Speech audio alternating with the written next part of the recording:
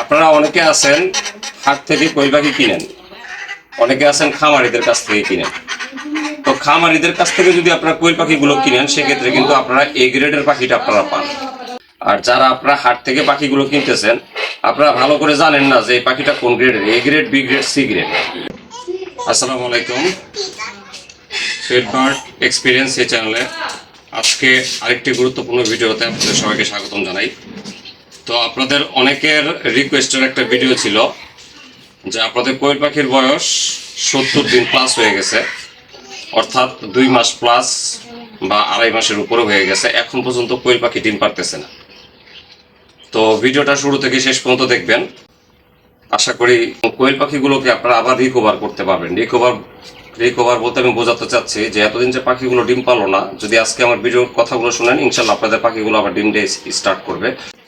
তো ভিডিও শুরুতে সবাইকে বলবো ভিডিওটা শুরু থেকে শেষ পর্যন্ত দেখবেন, যদি ভালো লাগে কিছু শিখতে পারেন তো ভিডিওটা শেয়ার করবেন। এই হচ্ছে আমার শেষ কথা। তো ভিডিওটা শুরু করতেছি। তো সর্বপ্রথম আমি যে কথাটি বলবো, কোয়েল পাখি আমরা জানি সাধারণত 45 থেকে 60 দিনের ভিতর কিন্তু কোয়েল পাখি ডিম দেয়। এখন এটা কোন ধরনের কোয়েল পাখিটা ডিম দেয়? আপনারা অনেকে আছেন হাট থেকে কোয়েল পাখি কিনেন, অনেকে আছেন খামারিদের কাছ থেকে কিনেন। তো খামারিদের কাছ থেকে যদি আপনারা কোয়েল পাখিগুলো কিনেন সেক্ষেত্রে কিন্তু আপনারা এ গ্রেডের পাখিটা আপনারা পান। তো এ গ্রেডের পাখিটা কিন্তু নিঃসন্দেহে ভালো একটা পাখি, রোগ থাকে না, ভ্যাকসিন করা থাকে, যার কারণে ওই পাখিগুলো কিন্তু আপনার 45 থেকে 60 দিনের ভিতর কিন্তু ডিম দেয়। আর যারা আপনারা হাট থেকে পাখিগুলো কিনতেছেন আপনারা ভালো করে জানেন না যে এই পাখিটা কোন গ্রেডের, A grade, B grade, C grade. একটা কোয়েল হ্যাচারি থেকে যে পরিমাণ বাচ্চা প্রোডাকশন হয় 5,000, 10,000, 15,000, 20,000, ওই পাখিগুলো থেকে দেখা যায় 3টা ভাগ করা হয়, এ গ্রেড, বি গ্রেড এবং সি গ্রেড। তো এ গ্রেডের পাখিগুলো চলে যায় হচ্ছে খামারিদের কাছে বা উদ্যোক্তাদের কাছে চলে যায়। আর বি গ্রেড এবং সি গ্রেডের পাখি থেকে কিছু বি গ্রেডের পাখি কি করে খামারি নিজেই রেখে দেয়, যেগুলো একটু সাইজ বড় বা একটু মোটামুটি পরিচর্যা করলে রিকভার করা সম্ভব। আর সি গ্রেডের যে পাখিটা এটা কিন্তু মোটামুটি ম্যাক্সিমাম 70%ই হাটে বিক্রি করা হয়। তো আপনারা কি করেন, ওই পাখিগুলোই কিন্তু কিনে আনেন। তো আপনারা কি করেন, ওই পাখিগুলো কিনে আনার পর ইউটিউবের ভিডিও দেখে নিয়ম মাফিক আপনারা খাবার খাওয়া দিতেছেন, মেডিসিন খাওয়া দিতেছেন, ভ্যাকসিন করতেছেন, সবকিছুই করতেছেন, কিন্তু কোয়েল পাখি ডিম পারে না।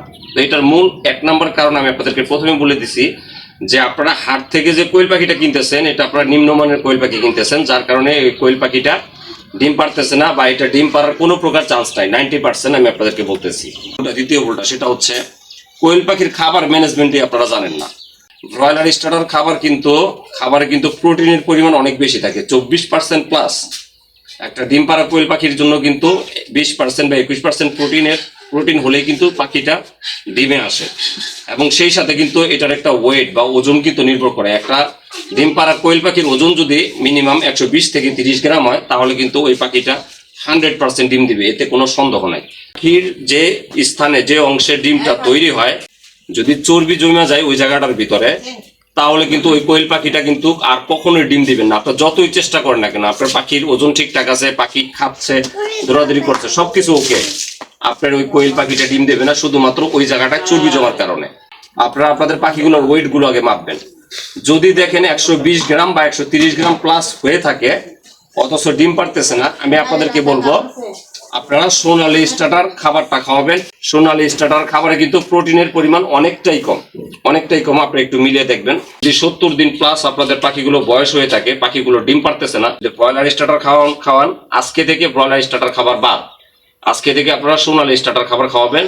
সবচাইতে ভালো মানের যে ফিডটা বাজারে পাওয়া যায় চেষ্টা করবেন ভালো কোম্পানির খাবার খাওয়ানোর জন্য। এবং এই খাবারটা সোনালী স্টার্টারটা ততদিন পর্যন্ত আপনি খাওয়াবেন যতদিন পর্যন্ত না পাখিটা 70% প্রোডাকশনে চলে আসছে। আসার পর কি করবেন, ওই সোনালী স্টার্টারের খাবারের সাথে সাথে কিছু পরিমাণ লেয়ারের খাবারটা দিবেন, তবে চেষ্টা করবেন লেয়ারের ম্যাশ ফিডটা দেওয়ার জন্য, এটা পাখি অনেকটাই পছন্দ করে। তো সোনালী স্টার্টারের সাথে যখন দেখবেন 70% ডিম আপনার চলে আসছে, তখন এই সোনালী স্টার্টার খাবারটা হুট করে আপনি আউট করতে পারবেন না। এর সাথে কি করবেন, আপনি 20% লেয়ার 1 দিবেন।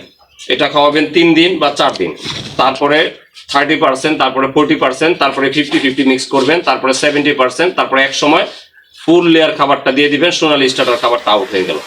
আশা করি বুঝতে পারছেন। তো আমার কথাগুলো যদি ভাই ভালো লাগে আপনারা যৌক্তিকভাবে কথাগুলো মিলিয়ে নেবেন, কথাগুলো কতটুকু সত্য তো যাই হোক, এই ছিল আজকের ভিডিও।